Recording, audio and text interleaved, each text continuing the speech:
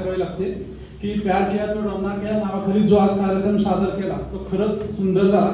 मला विशेष अभिनंदन परितोषित करायचं, कारण मला वाटतं मोहम्मद रफीचा मृत्यू झाला 1980 साली.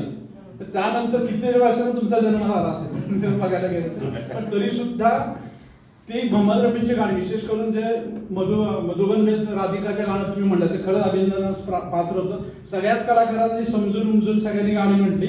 आणि मोहम्मद रफींचं जे वैशिष्ट्य आहे की त्यांनी त्यांच्या गीतांची नक्कल करणारे अनेक गायक नंतर आले. शब्बीर कुमार असतील, मोहम्मद अजीज असतील, जे फार काळ टिकले नाही ते बरोबर आहे, पण ह्याच मोहम्मद रफींची गाणी गाऊन अनेक ऑर्केस्ट्रा चालले, अनेक कलाकारांची पोटं पण भरण्याचं काम मोहम्मद रफींच्या आवाजानं केले. त्यांच्या गाणी गाऊन अनेकांची संसार सुद्धा चालले, दीर्घकाळ चालले.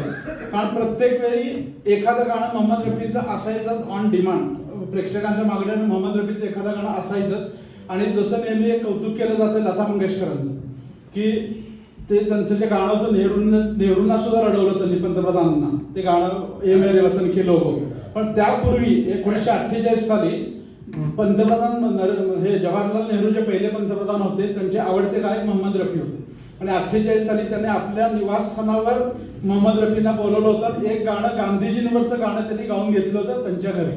एवढे मोठं काम मोहम्मद रफीने तेव्हा केलं. तेव्हापासून इतक्या वर्षी ते गात आहेत, अजूनही आहेत. आणि नौशाद आणि मोहम्मद रफी असं कॉम्बिनेशन होतं की इतरत्र मोहम्मद रफी चांगले गायचे, पण नौशादच्या संगीत तत्वाखाली ते जास्त चांगले गायचे.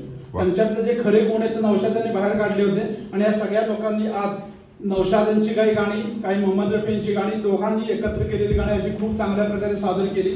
शिरीष रावांनी एक चांगला कार्यक्रम इथं सादर केला, त्याबद्दल आभार. तुम्हा सर्वांचे आभार. मगाशी मी म्हटलं तसं की दररोज एक तरी गाणं मोहम्मद रफीचं ऐकल्याशिवाय आमचा दिवस जात नाही. आता तुम्ही आम्हाला बहुतेक वर्षभराचा पुरवठा केलेला आहे, त्यामुळे वर्षभर आम्हाला पुरत राहतो. जसं मागच्या यांनी पण आम्हाला केला. परत सर्वांचे आभार. धन्यवाद.